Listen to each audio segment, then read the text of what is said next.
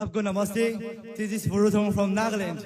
Today I stand here with a rage in my heart to address the issue on this unemployment. To begin with, as per the report from CMIE, the unemployed rate of our country stands at 7.8, which means approximately 55.2 million people from this country are left without jobs. And yet, our government keeps on claiming that India is progressing only in paper but not in reality. Since childhood, we were told that education is the key to success. But look, today, where are we now? Holding a degree in hand, standing in the endless line in search of handful of jobs. Look at young men and women of this country who are fleeing abroad in search of opportunities. Is this the future we are promised for? 10 years ago, BJP party came saying, "Har sal 2 crore nakri denge." But yet, the only thing that we got was 2 crore of their fake speeches, 2 crore of their fake agendas and propagandas. And yet, on top of this, while unemployment is the serious issue of this country, all leaders are busy renaming the names of all cities, busy renaming the names of all stations, deciding whether to eat or ban beef while not focusing on solving the core issues of this problem. They talk about Startup India, but tell me, how can a youth in this country start a business when small-scale industries are being crushed under high taxation? They preach about Atmanirbhar Bharat, yet all small-scale industries are being crushed by goods and service tax and a high red tax.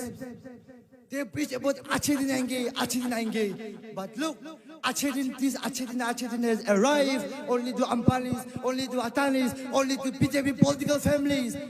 Millions of people in this country are still waiting for that Achedin. Something that will never happen as long as this BJP regime exists.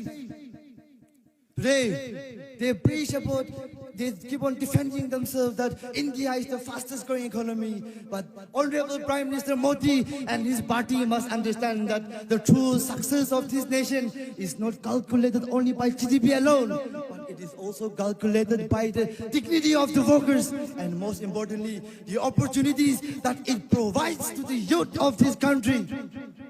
And so, the youth of this country are frustrated being called as educated unemployed youth. So they are taking themselves into drugs, they are leading themselves into addiction, but yet the government still chose to remain silent. Let me take you back to the time when India was still fading its wind. When India needed scientists and engineers, we created IITs. Today, IIT created these global companies. When India needed doctors, we created AIMS. Today, AIMS is one of the best medical institutions in the world. The White Revolution of 1970, which was supported by Indian National Congress, made this country one of the largest milk producers in the world, providing employment in the form of dairy sector. The Nagaland Act of 2005, which was introduced under Prime Minister Dr. Manmohan Singh, today provide 100 days of employment to people living in rural areas. The Yuva Nidhi scheme of Karnataka, which was passed by Indian National Congress, today provide financial assistance to unemployed youth. So who do you trust? Do you trust the government that have failed you again and again? Or do you trust the government that have a real track of development? So my dear fellow brothers and sisters, youth of this country, the future of the upcoming new India, let us rise, speak out for ourselves. We are the heartbeat, we are the pillars, we are the backbone of this country. We are the voice of the youth, the voice of change and transformation. We are the force that will sweep away the corruption in this country.